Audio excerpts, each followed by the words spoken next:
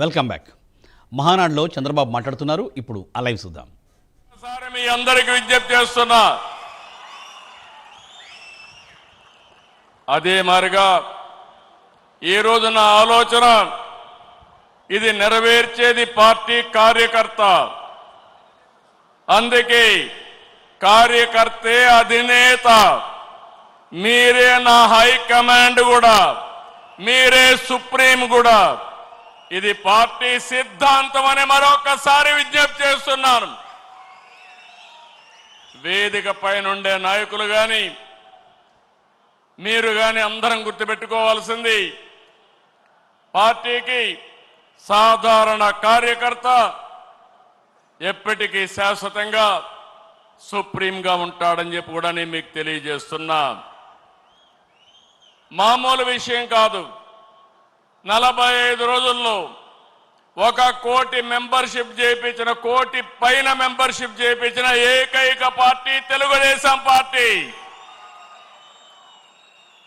ఇంకొక పక్క తొలిసారి అసెంబ్లీకి 65 మందికి యంగ్స్టర్స్ సీట్లు ఇచ్చాం.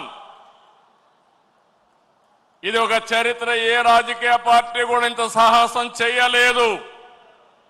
అలాంటి నిర్ణయం చేశాం. 61 మంది గెలిచారు. నూతన నాయకత్వాన్ని తీసుకొచ్చాం. ఎమ్మెల్యేలుగా, ఎంపీలుగా, మంత్రులుగా ఫస్ట్ టైం అయిన వాళ్ళ మంత్రులు చేసిన ఘనత కూడా తెలుగుదేశం పార్టీది. ఈరోజు లోకేష్ గారిని మీరు చూశారు. 6 శాసనాలు ప్రవేశపెట్టాడు. నేను మనస్ఫూర్తిగా అభినందిస్తున్నా. మామూలుగా పోయే ఈ మహానాడుని ఒక నూతనమైన దిశలో తీసుకెళ్లాలని 6 శాసనాలు ప్రవేశపెట్టాడు. అలాంటి లోకేష్ కూడా మీరు చూస్తే బాగా చదువుకున్నాడు. చదువుకొని వచ్చి ఆయనకుండే నాలెడ్జ్ని ఇక్కడ ఉపయోగిస్తూ, టెక్నాలజీ కానీ నాలెడ్జ్ని ఉపయోగిస్తూ ఒక నూతనమైన విధానానికి శ్రీకారం చుట్టాడు. ఇంకో పక్కన రామ్మోహన్ నాయుడు చూస్తున్నారు మీరు. నా మిత్రుడు ఎర్రమనాయుడు గారి కుమారుడు. కానీ ఈరోజు అతి చిన్న వయసులో కేంద్రంలో మంత్రిగా ఉండే వ్యక్తి రామ్మోహన్ నాయుడు అని చెప్పి నేను మీకు తెలియజేస్తున్నా.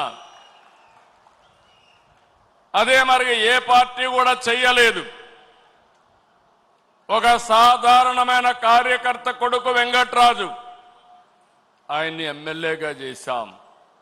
ఒక సాధారణమైన కార్యకర్త అప్పలనాయుడు ఒక ఎంపీగా చేశాం. మొన్నటి వరకు మీ దగ్గర కూర్చున్న వాళ్ళు ఇప్పుడు ఎమ్మెల్యేలుగా వేదిక మీదకి వచ్చారు. ఇది ఒక చరిత్ర.